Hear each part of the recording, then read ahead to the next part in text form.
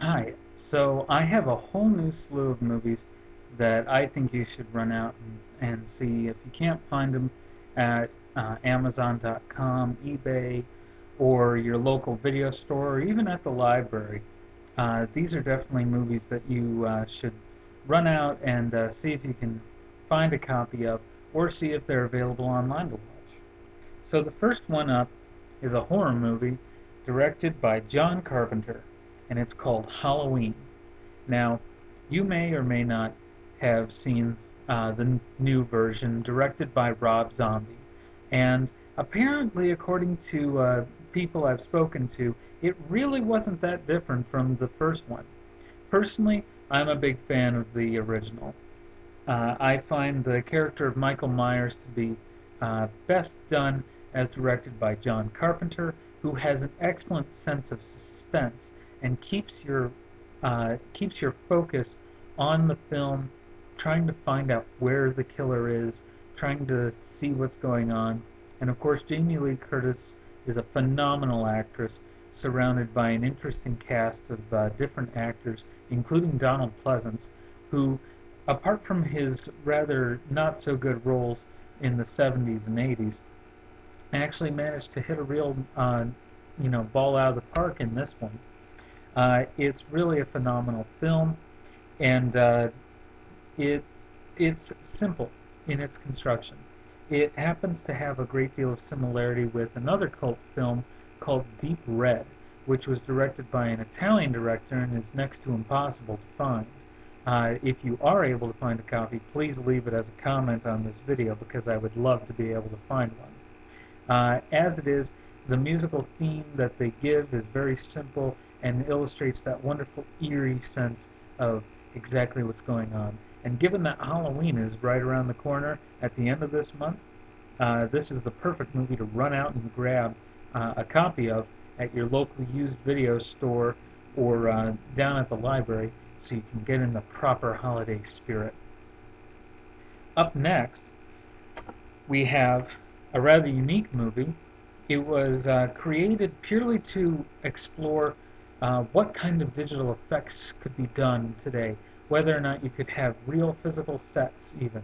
And it's called Sky Captain in the World of Tomorrow.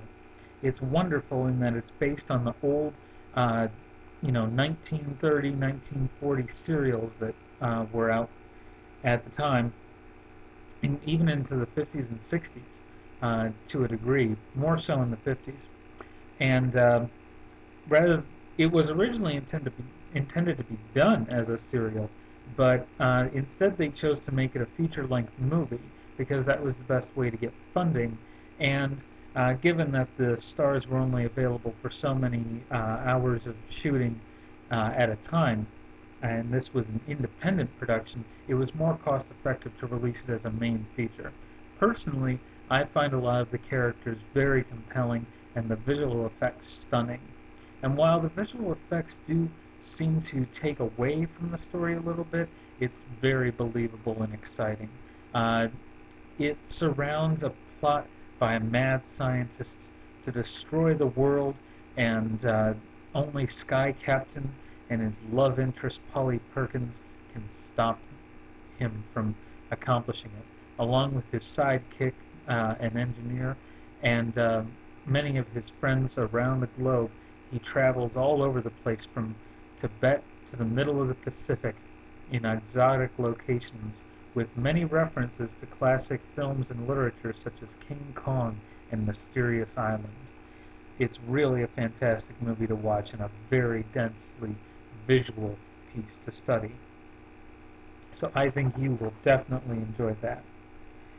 Okay, next is a Michael Moore movie that many people might not be aware of. It's called The Big One, and you can't quite see it from this because the disc is silver with just a slight embossing on the surface to show the lettering. But The Big One basically follows Roger and Me as Michael Moore's film, and he goes around the country covering different stories of where labor practices have been unfair, they've been downsizing, and so the problems that he covered in Roger and Me have extended to other areas of the country.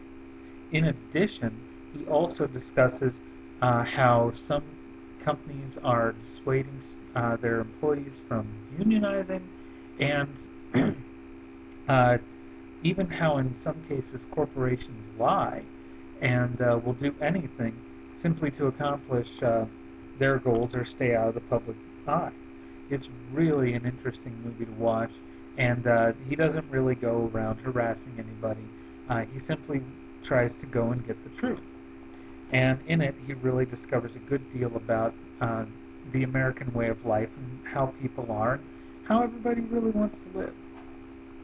Okay, so next is uh, is a really excellent movie that I had to hunt down and finally break down and spend some money to get. It is called The Closet, and as you can see, it's another silver DVD that you can't read without looking closely. And it is the story of a man named Pignon. It's a French movie who uh, his wife has already divorced him, his son doesn't talk to him, and he's just trying to sort of get by with his life and work his job and, try not to have too many problems happen when suddenly they decide that because he's useless and there's no room for him at the company, they're going to fire him. When he meets a new neighbor next door who convinces him that in order to keep his job, he should pretend that he's gay.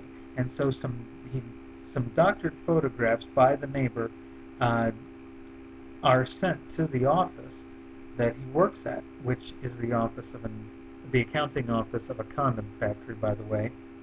Uh, and all sorts of errors ensue, in which uh, in which his son decides that he wants to get to know his father more.